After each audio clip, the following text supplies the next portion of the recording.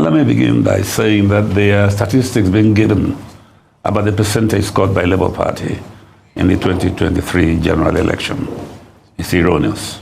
It's what? Erroneous. It's not correct. Yeah, but the election was challenged all the way to the Supreme Court. Let me land, Dr. Abati. Okay. We have a situation where figures are allotted to various political parties. The tsunami that greeted the presidential election in Delta State was unprecedented for Labour Party. And some of us, including my very self, were offered humongous sums of money, such that I've never seen in my life, to support the ruling party, PDP. We rejected it on principle. And during the collation, our people were thoroughly brutalized. We have figures to show that in Delta State, Labour Party won the election at the governorship level and the presidential level. It was also attested by the former deputy, I think, chairman of APC South during his interview or discussion with Dr. Pato Tommy recently on a radio station. So yeah, we know you won the election, but we give you whatever we felt like. So this idea of allotting figures to political parties, we accepted it because we were not ready for it. We did not expect the kind of shenanigan that went on during the election. We're better prepared now. Yeah, but I wanted you to talk about the defection. Yeah, that's what I'm saying. Basically, it's we have harlots of Jericho in Delta State. Harlots of Jericho. People who will use their positions to invite foreigners to invade them and occupy the territory. But we know better. They are protecting their loot. Delta State, over the past how many years of democracy, has been bedeviled by inept leadership. We all know it, and we've been crying out. Unfortunately, we have a situation where there's hunger in the land. It has been weaponized. But we are trying as much as possible to let the people know that despite these defections, their lot will not be better if they keep following those characters that I call harlots of Jericho. It's not going to affect anything. One, I do agree with Ezago for once, that there'll be serious implosion. Look at the characters that have defected for personal interest. All of them without exception. If you talk about Delta North, it's going to be worse because those defecting are all gunning for the same positions. I wonder how it's going to pan out. So let them go. We're waiting for them. It's not going to affect anything. The fortunes of Labour will be better enhanced by their defection. Okay, a number of issues to unpack here. The first being, I'd love to know what the status of Labour Party in Delta State is currently. It's been almost 2 years, well, over 2 years, excuse me, since the presidential election. And of course, we know that Labour Party had a moment, but that many people call the Peter Obi effect. However, since then, so many things have happened within your party, especially at a national level. Does Labour Party Delta State, are you behind Abure? Are you behind nnamdi? I'd love to know from you, which way is Labour Party in Delta State inclined? And how are you looking for ways to reconcile those wins that you saw during the presidential election that didn't materialize during the gubernatorial election? Is there any way you think you can reclaim the disparity that happened there in your favor? There is something that people are talking about generally now about Labour Party. In Delta State, we believe that Peter Obi's presidential ambition was given birth in Delta State. The umbilical cord of the obedient movement is buried in Asaba. So we don't even reckon with Labour Party as a party at the moment in Delta State. In answer to your question, we see obedience in Delta absolutely, State. You're not Labour absolutely, Party absolutely. So we look at the situation. We interact with some of them. They are our friends, but we know that most of them are agents of people who believe that money buys everything. Recently, we saw somebody called Julius Abure calling on the president to intervene in Labour Party affair. For God's sake, what does he want the president to do? You're calling a lion to come and interfere in the affairs of sheep. It's not going to work. So we just discountenance them. What is happening in this country is lack of intrepidity in the handling of judicial matters by the courts. The Supreme Court gave a judgment. They did not go fully to the end. You say that Julius Abure's tenure has expired. What does that imply? If his tenure has expired, the Constitution of Labour Party, NEC, says that the highest ranking officer becomes the head of NEC. And the highest ranking officer in Labour Party today is the governor of Abia State, followed by his deputy, the leadership of NLC and TUC. They form the NEC, and they should take decisions. But we know how justice is procured in this country. I'm not going to dwell on that now. But we are working. We're not deterred. We are working. And at the appropriate time, when the whistle is blown, we shall know who controls Delta State. Well, it would be interesting to hear a bit of your plans, because against the backdrop of what we're discussing really is a really shifting political landscape. It seems with every moment the APC continues to get stronger and stronger, aided by these defections from the PDP. Yesterday we've spoken at length about the People's Democratic Party, and the analogy was given that they're in intensive care. It's a very, very dire situation for the party. But for Labour Party, it does seem as though you're somewhat shielded from this defections issue on scale. But if you're looking ahead to the future, to 2027, what plans do you have in place to really be the formidable opposition that the PDP is so far struggling to do? But I'm going to a football match against an opponent, and you want me to come and expose my tactics to play football match with my opponent. It doesn't happen. I'm not here to come and tell you our strategy, but we are planning. What about your team? Perhaps not your strategy. Who are your team? Very strong, very strong. I can tell you for Who's sure. up front for you? We have obedience in Delta State that is ready to overwhelm any political party. I say it categorically.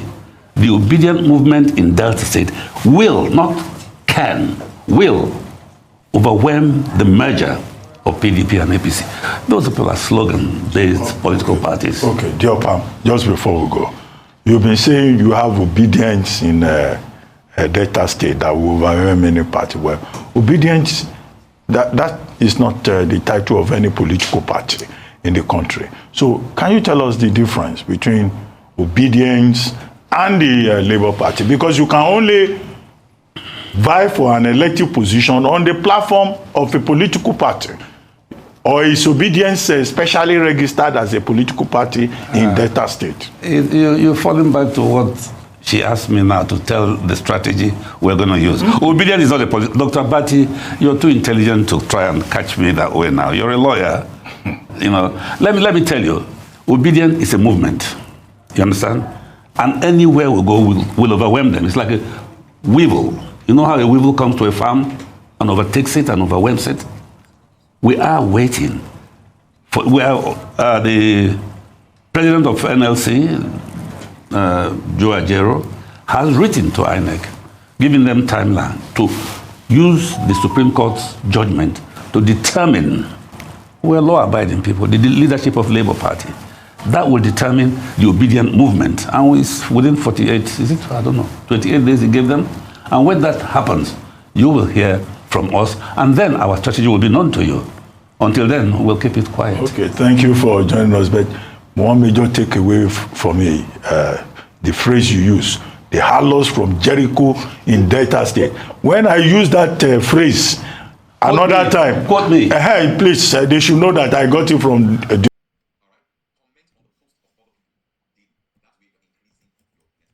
To be decided by women, it would be, who knows, even the security agencies may decide. Look, these elections better be good. I know what I'm saying. We're on the cliff edge. Nigerians can see the clear difference between Obimi and between the others. And Nigerians are feeling what they are feeling. Come and do something differently is between you and Nigerians. I don't know that answer. Thank you for this question. With all modesty, Nigeria has been presented with the best possible candidate there is around. Politicians, leaders like Peter Obi, come probably once in a generation. And the kind of choice of a running mate that he made, forget that I'm the one speaking. He went for somebody that is very, very unique, something to point at, issues to protect, and all that. Nigerians have been presented with the kind of ticket that right now is clearly the best. No national controversy, no international controversy. You know, as we say, names that are known. I repeat, names that are known. Characters that you can trust. Commitment that you can see. Compassion that you can feel. And capacity that is evident. This is what we have presented Nigerians. A businessman who rose through the ranks, owns a bank, and a series of successful businesses, very, very comfortable, very successful, yet instead of continuing in the line of comfort, decided to get comfort for the ordinary citizens. Peter Obi. How he became a governor is part of his records. He had enough money to join PDP, he joined ABGA. For 3 years was in court, was impeached, and he came back. I don't see any governor that has dented Nigerian political history like Peter Obi. The records of Peter Obi, 8 years without borrowing a penny, 75 billion naira of 2014 left for the state, refused to sign the law to collect money. Not only are others not planning to emulate him, they are even planning to bury that record because they know none of them can do anything close to that record. So you are now speaking about the best performing governor in our Fourth Republic, Peter Obi. Okay, how he went, APC is actually probably conducting its own parallel election in which their own beavers will communicate to their own INEC and then they will announce that they are the winners. So if they announce their own poll, it is the least of my worry. The least of my worry. APC cannot even win Lagos today. This is a party, it's already at war with itself in the election month. They are at daggers drawn. This is a political party that has not fulfilled one promise. The governor of the state that gave Buhari 1.9 million votes, the highest votes, last week said that in 8 years, Muhammadu Buhari has not achieved anything. APC can do anything, APC can say anything. But one thing I know is that whatever they say, I don't believe. Whatever they do, never. Today. Nigeria today is not a democratic country. Let's stop telling ourselves lies. If you look at all the tenets, look at all the yardstick of measuring democracy, it doesn't exist here. Simple definition, democracy is government of the people, by the people, for the people. Today, the government we have is not of the people. It's not by the people because the people didn't vote.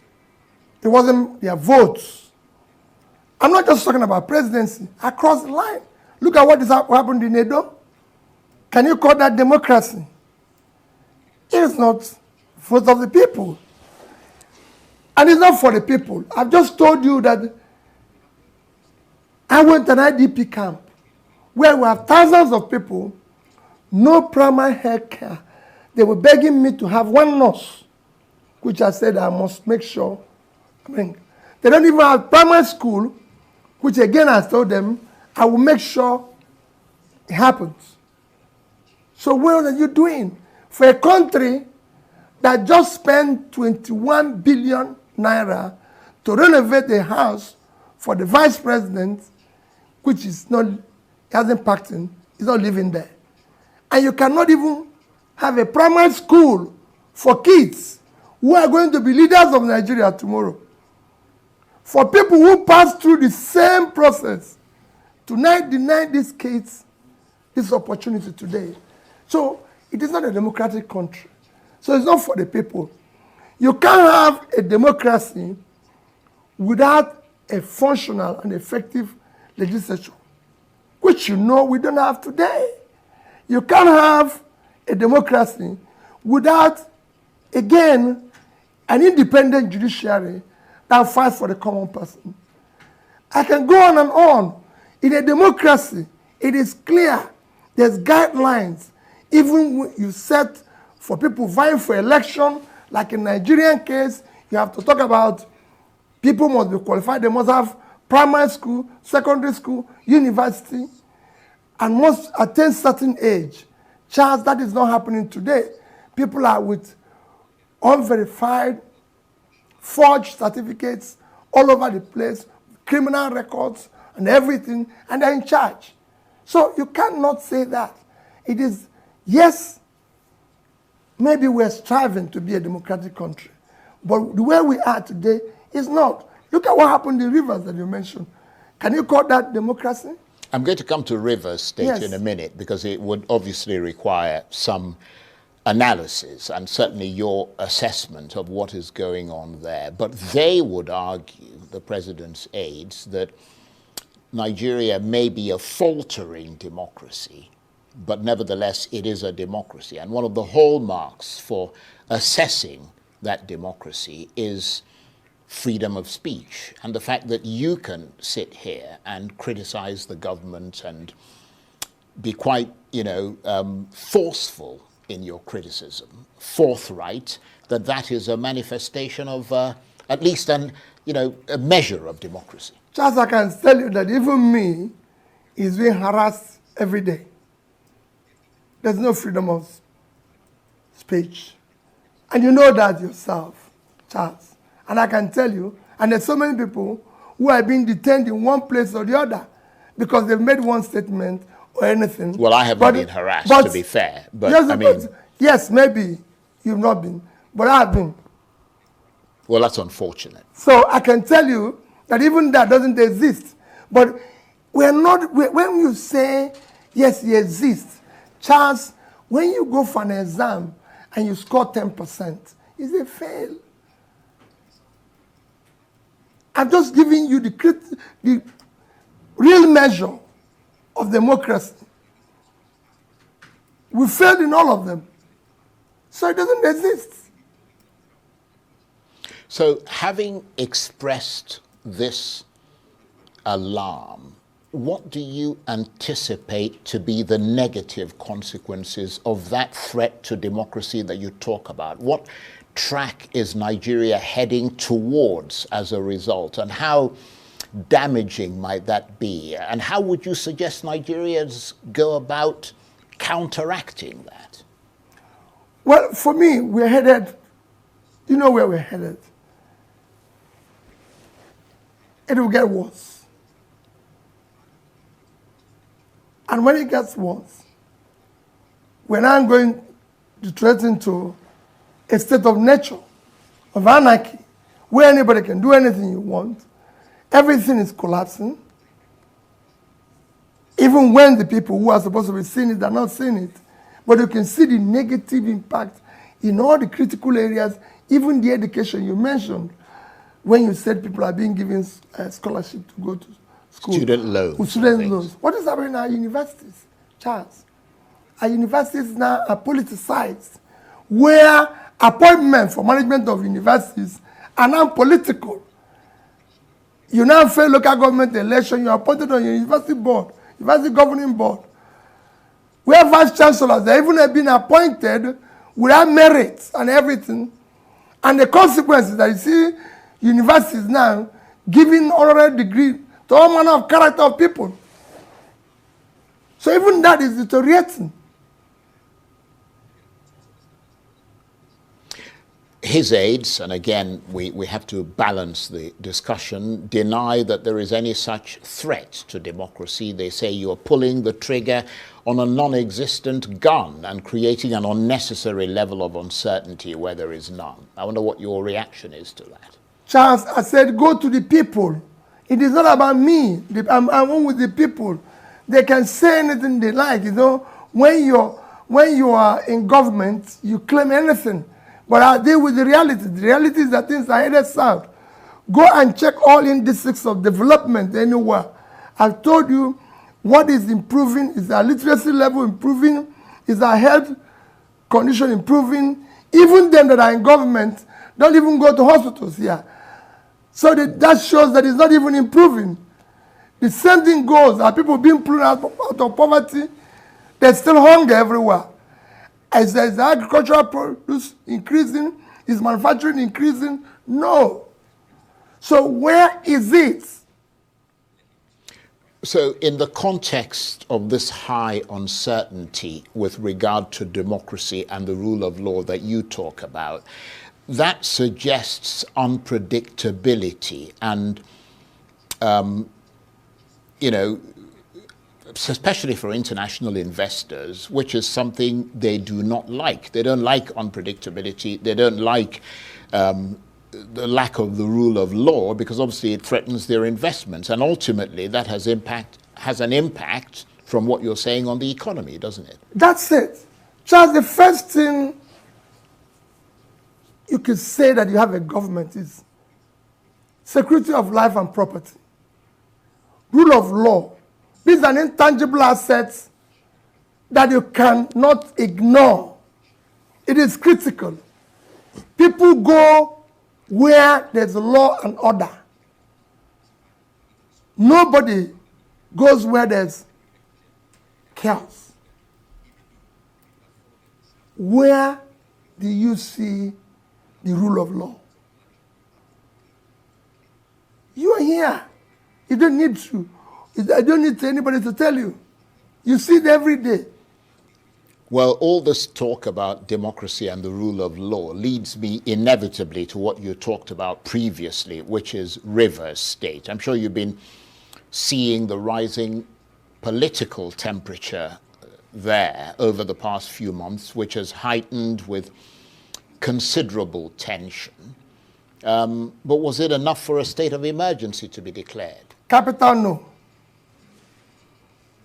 You cannot, Charles, take the action that have been taken in Rivers State for what happened. There's a clear path to dealing with that issue. Rivers State, for the past 2 years, have become ungovernable for obvious political reasons and interests, which shouldn't be in a democratic environment.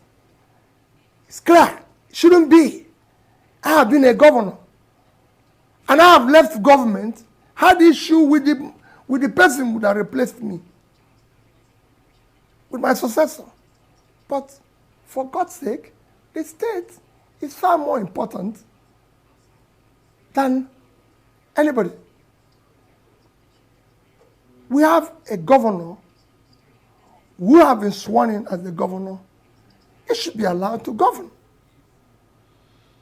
So what is your sense of what is behind that presidential declaration? Does it all seem straightforward, or do you detect a sleight of hand there? I mean, we heard a few days ago the former governor of Rivers State, Rotimi Amechi, alleging that President Tinubu's emergency rule in Rivers State is a tactic to intimidate governors who might not support the president in 2027. Is that a bit far-fetched, or do you subscribe to that school of thought? Well, for me, what happened in Rivers State is very unfortunate and is impacting very negatively to the little or remaining inkling or democratic space we had. He eroded a lot from there. So, as for intimidating the governors for 2027, it shouldn't be. The governors are going to seek re-election. You're going to seek re-election. You're going to seek re-election based on what you've been able to do, your performance. On Nigerians, the governors just have one vote. It is because of what I told you that it is not a democratic country that you are trying to intimidate the governors. So you believe that that's what he's trying to do? If that is what I'm just telling you, if that is what he's trying to do, right, it's because it's not a democratic setting. But is it what he's trying to do? I believe so. I believe so.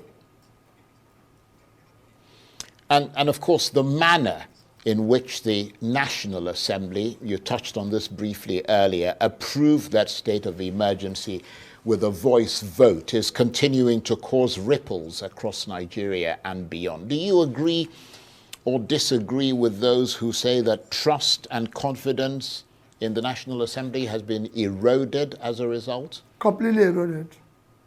Very unfortunate. That's why I said there's no functional legislature.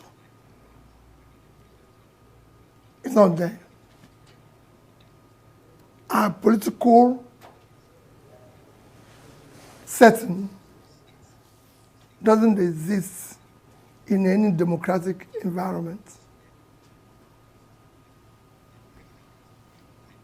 Okay, let me ask you to hold your thoughts there. Let's take a very short break and we will continue with this very interesting conversation, but to give you a minute to get a sip of water so that we can continue this chat. You're watching Arise Prime Time, plenty more still ahead as we continue our exclusive chat with the 2023 Labour Party presidential candidate, Mr. Peter Obi. Stay with us.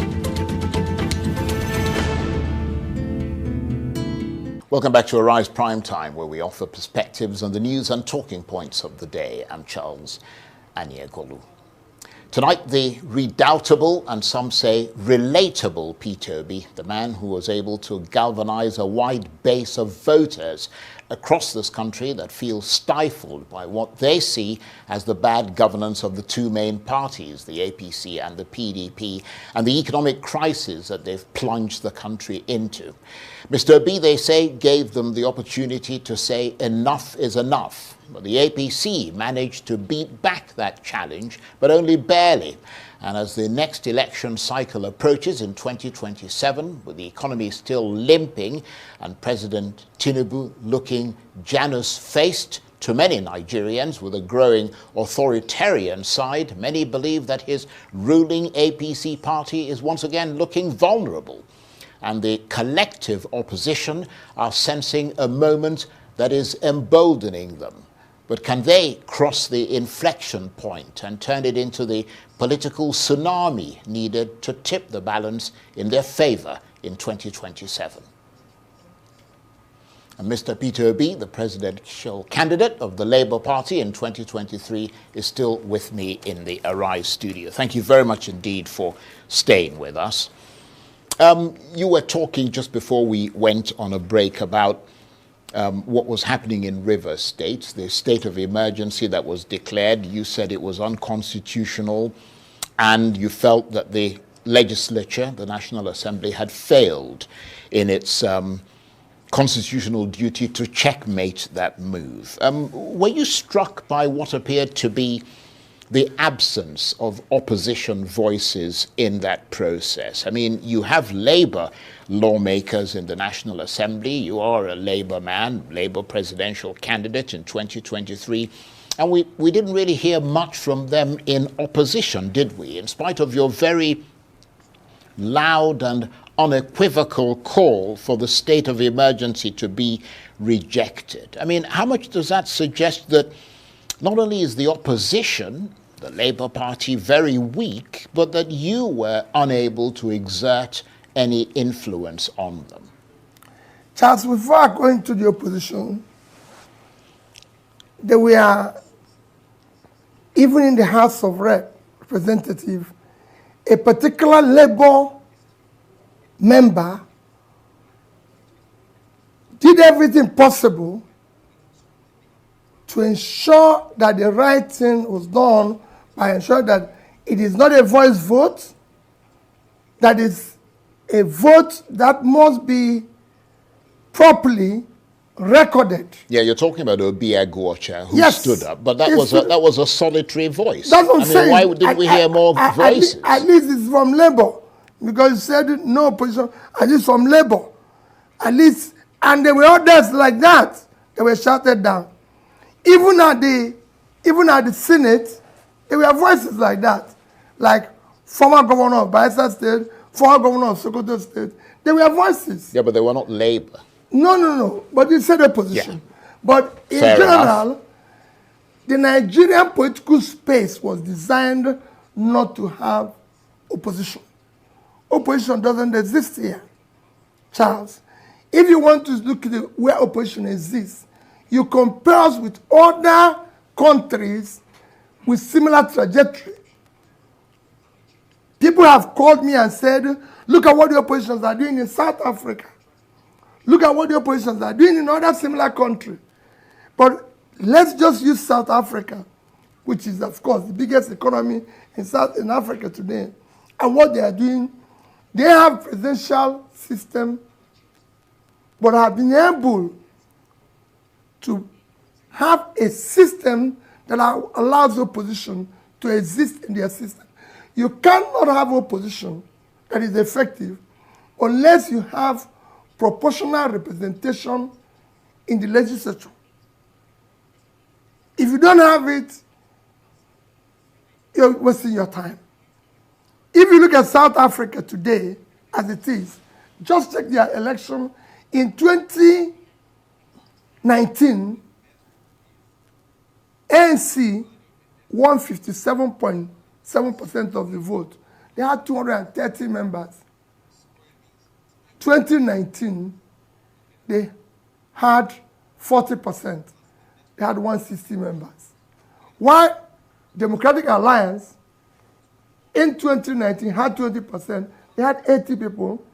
In 2024, they had 21 plus, almost 22, they had 87 members. And that is the same thing for all other parties. And their leader is a member of that parliament. And you cannot cross from one party to the other, as you can do in Nigeria, without consequences. Once you cross from one party to the other, you lose your seat. Just even in the environment you know very well, the UK, you cannot have somebody from one party cross over to the other party without any consequence, without anything, and all that. So you have a system that works. And nobody's going to allow your member using contract, using this and all that, as is happening here. So it's a difficult thing. That's why we are clamoring that we must now change this constitution. We must now build a viable system. People have asked me, Peter, what are you going to do if you were there? I will make sure that this country is democratic. I will make sure that the opposition thrives by ensuring that I direct whoever and put all my own resources in terms of office to ensure that parties function the way they should. Today, they don't do that. You just have people doing all sorts of things in terms of, as I said, there's no democracy here. We need to fix it. Yar'Adua started doing it. He was sworn in here as the president, and he said, I will not allow the process through which I came to office to continue. I was a beneficiary of it, Charles. I had a free and fair second-term election. And that's what it should be. But instead of now having it growing the way you think things will be, we've taken 300 degrees reverse. Well, you made a very interesting point there when you said that if you were to be the president, Yes. that these were the actions you would take to shore up democracy in Nigeria. So let's talk about the positioning for power in 2027, because that's when, assuming you run for president, you will have another chance to test your popularity in Nigeria. Lots of reports about realignments and various political groups and individuals said to be coming together to wrest power from the APC. How much are you in that mix? Charles, I'm one person who is very reluctant at talking about 2027. I'll just probably gloss over it. Because we have a critical situation, Charles, where we're not addressing it. We have a country that where our debt in 2015 is between 15 and 17 trillion. Now we have a country with a debt of 150 to 170 trillion. A country where our cost of debt servicing is now higher than our critical areas of budget for critical development, education, health, pulling people out of poverty. And we are discussing 2027. Charles, let's stay with what is happening today. Yeah, but the fact is that you are Yes. discussing 2027. I am part of it. I do all I'd say, and that's what I'm going to say now, is that whatever realignments, whatever coming together, we must discuss the future of this country. We're not just going to, I'm not going to be part of just wrestling power for power's sake. No. I want to know that we're going to do this in order to be able to invest in education, invest in health, invest in pulling our people out of poverty. How can a country with this size of uncultivated land not be able to feed itself? Well, let me stay with that point of 2027. The reason is purely because it is enormously important, because those who support you, they want to see some sense of direction about what's going to happen next and whether or not you're going to try to realize that ambition again. I mean, some prominent opposition politicians have suggested that you should abandon your ambition of contesting the next presidential election and team up with Atiku Abubakar again as his deputy. Which prominent politicians? With an agreement, well, I'm not going to mention names, but I mean, quite a number of them have suggested that you should team up with Atiku Abubakar as his deputy with an agreement that after one term he will work to make you president. They say that without this alliance, both you and Atiku will lose in 2027. What is your reaction to that? Charles, elections are won, elections are lost by the vote of the people. All these things you're talking and all these things people are talking is because we are not democratic. Charles, we are talking of working together for the sake of the country, not because of political posts. I've said it before. But if you don't have political power, you No. won't be able to change the country. Charles, agree with that. That's why I've always said, I'm not desperate to be president. I'm desperate to see Nigeria work. Charles, it is all these alliances, all these groupings that brought us to where we are today. Because people were blinded.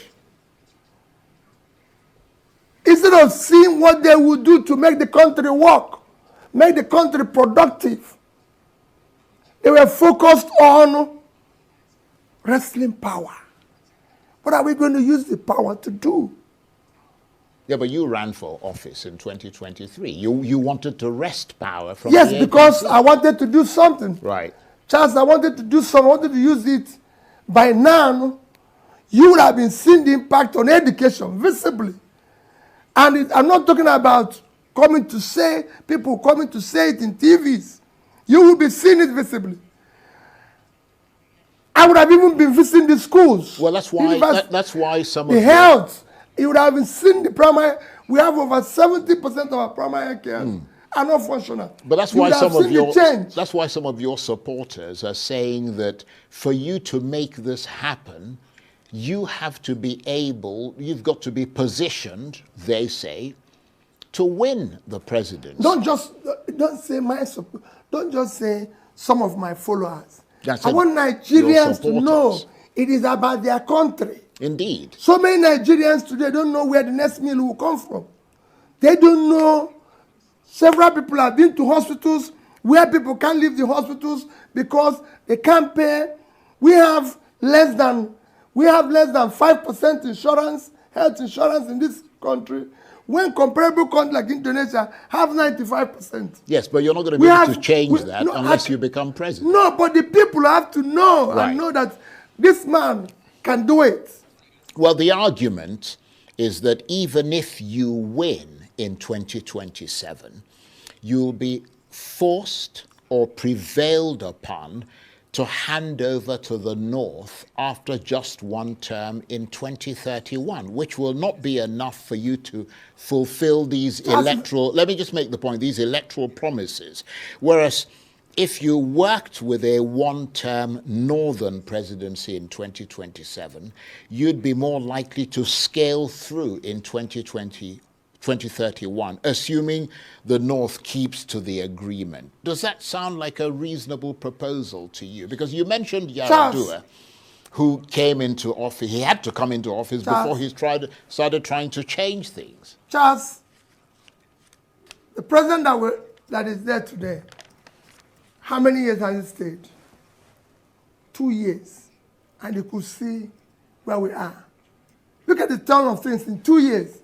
That means that you can change things in 2 years.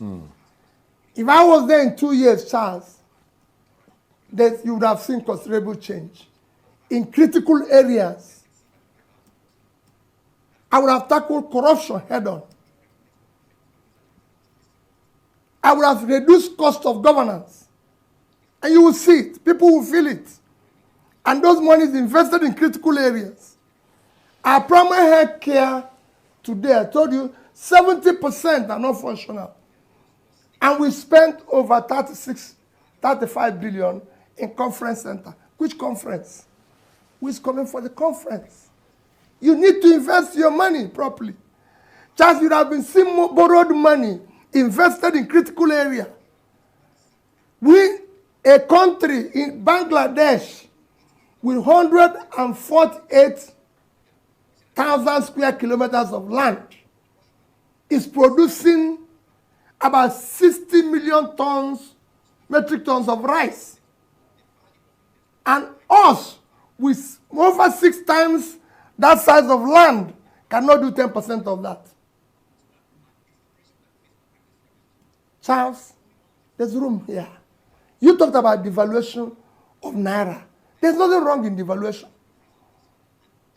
I would have done something. I would have allowed the Naira to float. But I would have done it in an organized manner. There will be productivity. The idea of devaluing your currency, allowing it to float, to be cheaper, is that you have productivity so you can export, so people can come and buy. But when you don't have productivity and you devalue your currency, it's double whammy because you have nothing to sell. So I would have injected money in productivity. Today, nobody is producing anything. Somebody told me a few days ago, said, oh, they've removed there's no more tax or this on some of the manufacturing inputs and everything. And all. I said, that's no. How can you manufacture? How can you do business when your interest rate is over 40%? Yeah, one of the biggest costs of manufacturing today, cost of production today, is interest rate. Charles, nobody borrows money at over 40% to do a business that is straight. You can only borrow it. It's only government that is borrowing that amount of money at that cost. So you need to do the right things. And you can do it. So what would be the thrust of your attack then on President Tinubu in 2027 that might tip the balance in your favor? I mean, you've talked about, the economy, you've talked about democracy, the rule of law, which you say suffered a setback. Given all that, what would be your strategy to erode confidence in the president and convince the Nigerian people to go with you rather than him? It is not enough that your aides are running around. You, who is the main person, have to have an idea, be competent, have the capacity, have the compassion, the energy to do the job. It is not something you can lease out. Governance, leadership, is not something you can just hire somebody else to do for you. You are the leader. You should be the one answerable to the people, doing the right things. You're the chief person, and you should be in charge. We have too much of delegated responsibility here. That shouldn't be. Very briefly, because we're fast running out of time, we've got less than 5 minutes now. Are you going to stick with the Labour Party, given the disarray that's in the party? The disarray is caused by government. Yeah, but it doesn't matter who caused No, that's what I'm telling you. Yes. Are you going to stick I'm in with Labour Party. I'm in Labour Party. And are you going to stick with the Labour Well, I'm there because I'm there. It's not something I can tell you now. I'm there today. And as time go on, Charles, if it changes, I'll tell you. But I'm a member of the Labour Party. And these are one of the things I said I will do. I will make sure that parties work. I will protect democracy and make it work. Some would say Labour Party isn't working under you. No, it has nothing to do under me. I'm not the one running the party. Charles, I've been involved in all this. If government today is democratic and they want democracy to thrive, all these things will work. Right. Put me anywhere. So you can only make the change if you're president.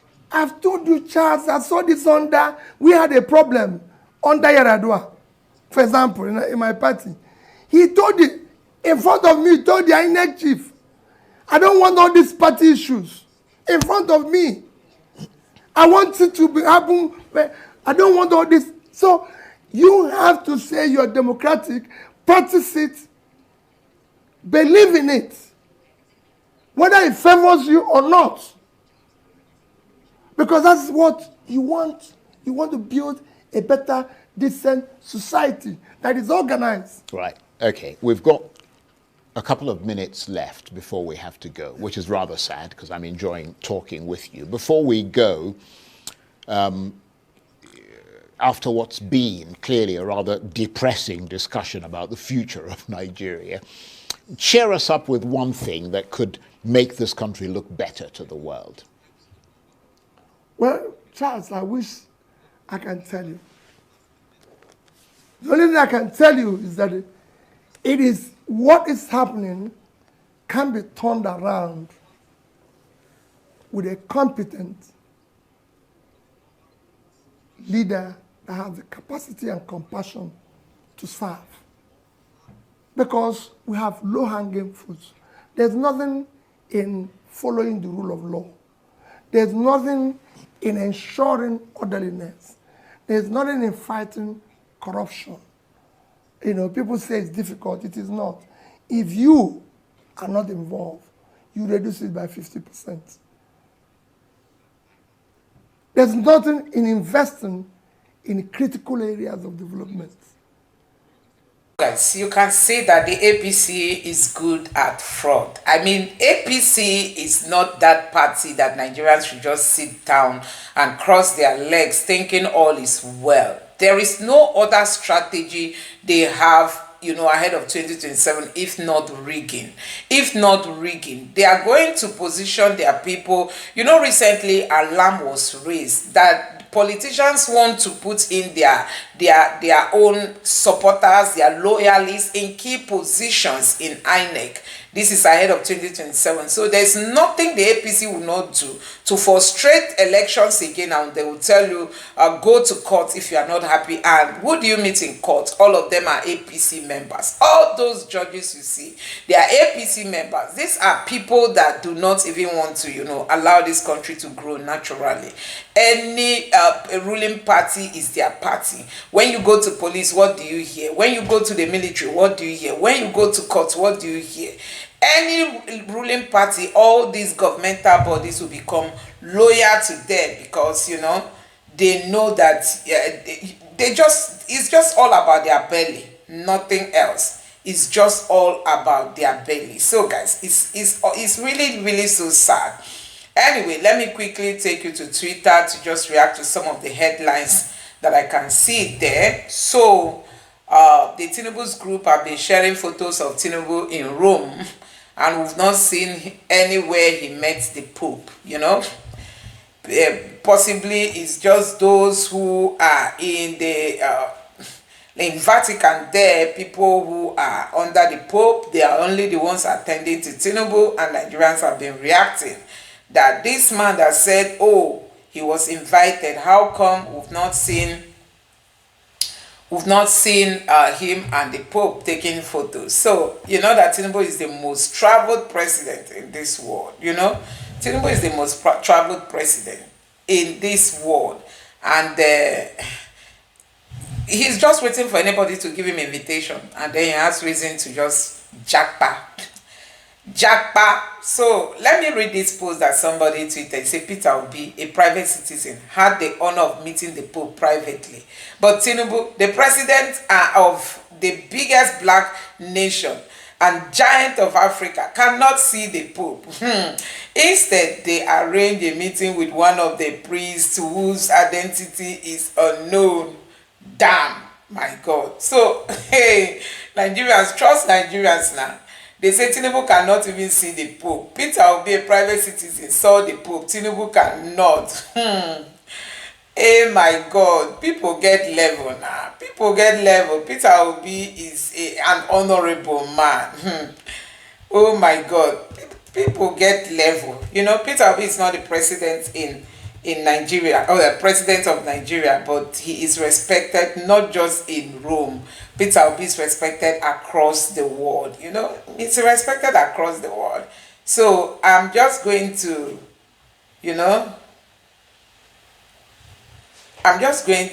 go through more other headlines.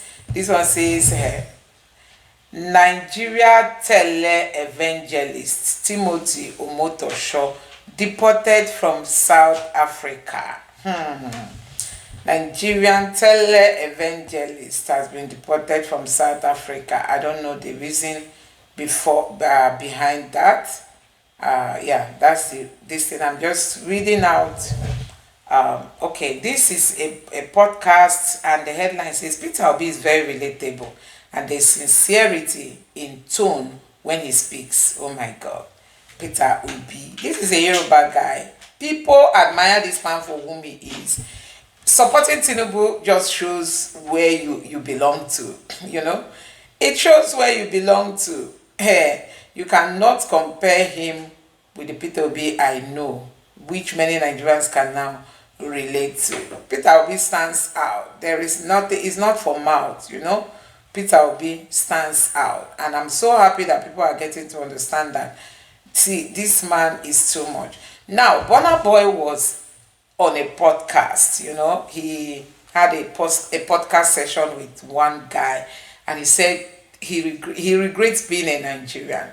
So that's to tell you the level to which these politicians have pushed Nigerians to the wall. For somebody to say, okay, let me just read this headline. This person said, I'm not proud to be a Nigerian. I do not feel a sense of pride in being Nigerian.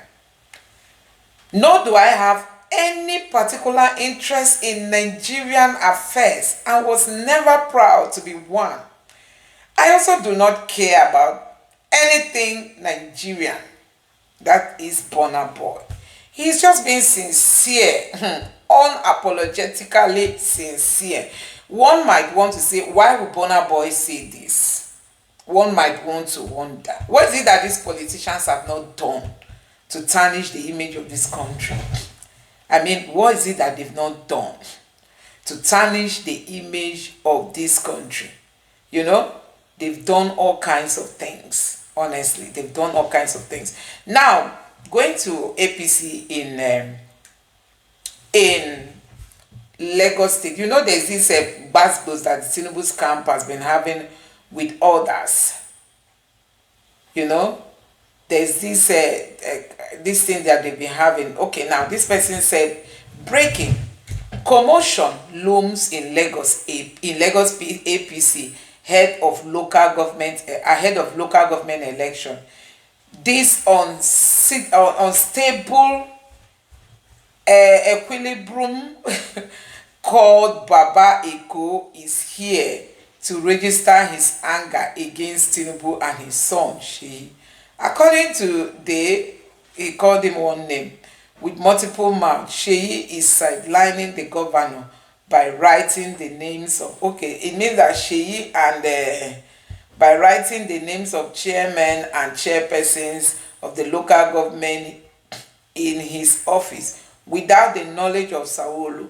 Why sell forms to people when you have your candidates already? Why sell forms to people? Tinubu and his son have hijacked Lagos. So Sheyi now is really fully into politics. Nigerians, can you imagine? Sheyi is fully into politics. He's now the one selling forms to people, you know, without the governor. The governor is supposed to be the political head of APC in his state. That's how they do it now, Abi. That's how they do it. That's how they do it. If you are the governor, automatically you become the head of the party. But you can see that now Sheyi Tinubu wants to take over. He's now the one selling forms and writing the names of who is going to be who.